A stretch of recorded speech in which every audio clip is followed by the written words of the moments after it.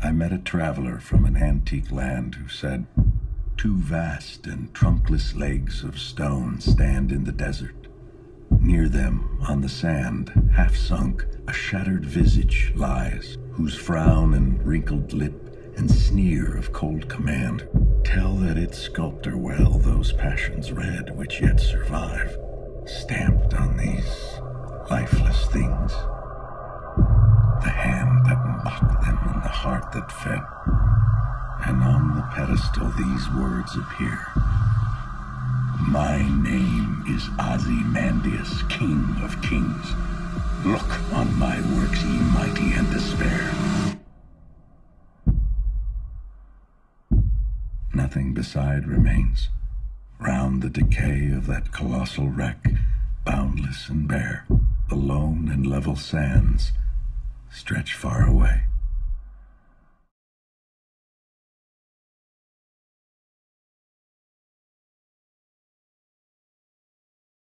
Ozymandias remains one of the most relevant poems ever written.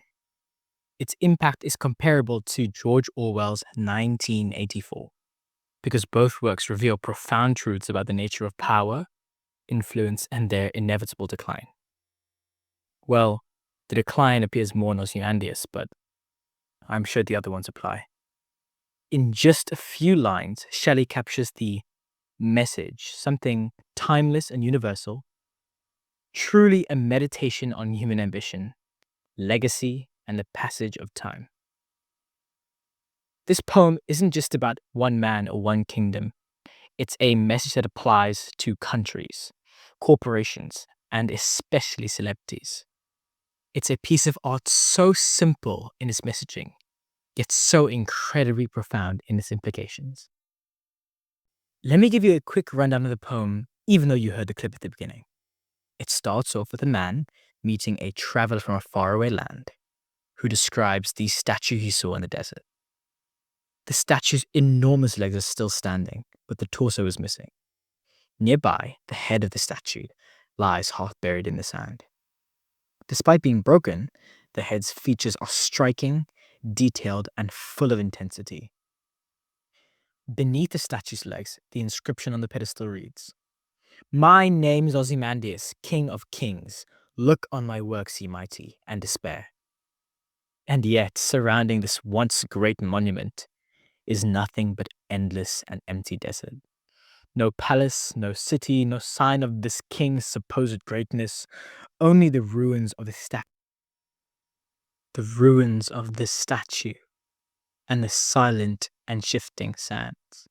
The poem doesn't explicitly spell out its meaning, but its message is unmistakable.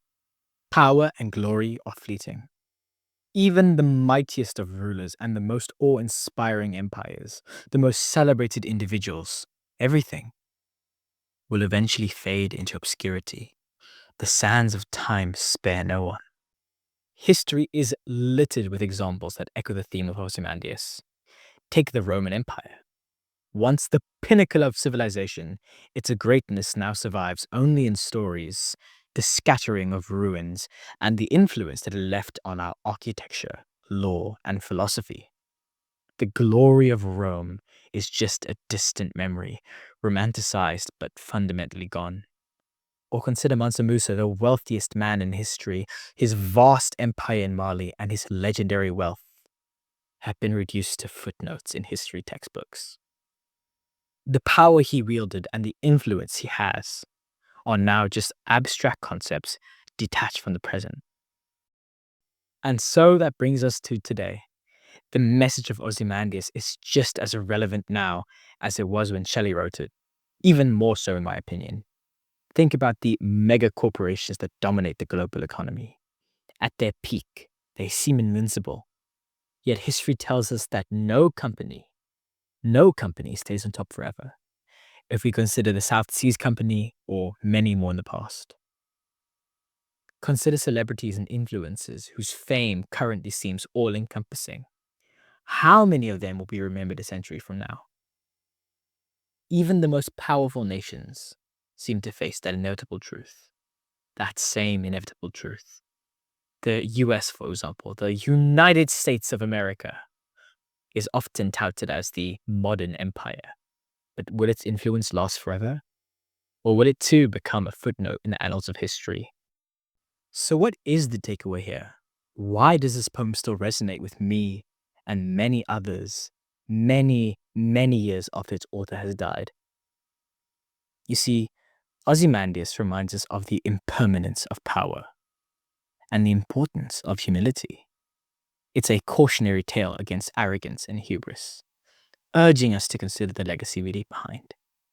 Are we building monuments to ourselves, or are we creating something meaningful and lasting? In a world that is obsessed with status and dominance and wealth and fame and power, Shelley's words cut through the noise with this one simple truth. Nothing, not power, not wealth, not even fame lasts forever. The sands will always reclaim what's been built upon them.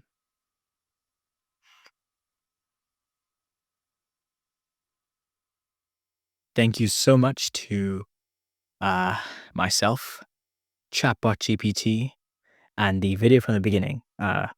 Credit to Hammers. Thank you. Goodbye.